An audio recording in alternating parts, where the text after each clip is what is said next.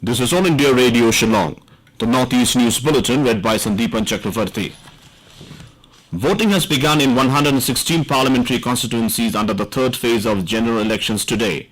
These constituencies are spread over 13 states and 2 union territories. In Assam, polling is taking place in Guwahati, Barpeta, Dhubri and Kokrajhar seats. Nearly 75 lakh voters will decide the political fate of 54 candidates. Adequate security measures have been taken to ensure peaceful polling. Webcasting and video recording is also taking place in some polling stations. There are altogether 147 all-women polling stations and 125 model polling stations in the state. 436 micro-observers have been deployed in the third phase. BJP, AGP, Bodoland People's Front, Congress, AIUDF, UPPL are some of the prominent parties that are in the fray in this phase. The Directorate of Income Tax Investigation has seized over rupees 8 crore of unaccounted cash in the northeast till April 22nd, surpassing all previous records of such recovery in the region during the general elections, officials said. The seizure amount is nearly 7 times the previous haul of rupees 1.21 crore made by the IT department during election expenditure monitoring in the year 2014, an official release said in Guwahati. A special task force has also been constituted to investigate thousands of suspicious high-value cash deposits and withdrawals in 68 banks operating in the northeast, the release said.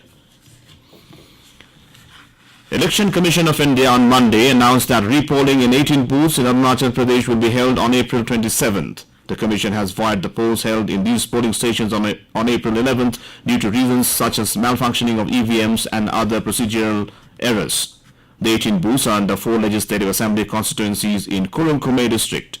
State CEO office informed that additional companies of paramilitary forces have been deployed in the district to provide adequate security. Meanwhile, repoll will also be held at 12 polling stations of the Inner Manipur Parliamentary constituency on Wednesday. Political leaders and different churches in Northeast have condemned the terror attack in Sri Lanka on Easter Sunday, which sent shockwaves across the world. Condemning the attack on churches, political leaders from Northeast India termed the act as heinous, cowardly and barbaric. Nefario, Chief Minister of Nagaland, condemned the heinous act of mindless violence targeting innocent people and worshippers attending Easter Sunday service. Similarly, Assam MP Sushmita Dev, former Assam Chief Minister Tarun Gogoi also condemned the attack, stating that such cowardly act of terrorism has no place in the society. Meghalaya Chief Minister Conrad K. Sangma and Leader of Opposition Dr. Mukul Sangma also took to Twitter to condemn the attack. The much-awaited Shillong International Centre for Performing Arts and Culture being constructed in New Shillong Township will be completed by next year, and the state government is looking to host intercultural programs of tribals in the upcoming centre. Informing this year, Meghalaya Arts and Culture Minister A.L. Hek said that the upcoming project will be one of the most beautiful assets in Meghalaya, and more than 70% of the project is being completed.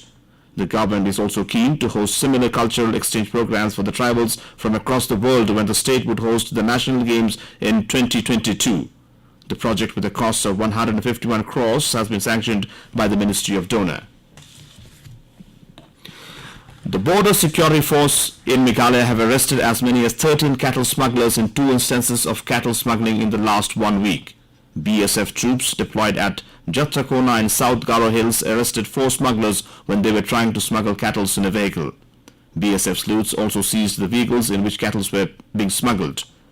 In another incident, BSF troops deployed at Muktapur in East Jaintia Hills carried out surprise checking in a jungle and seized around 40 cattle and arrested as many as 9 cattle smugglers.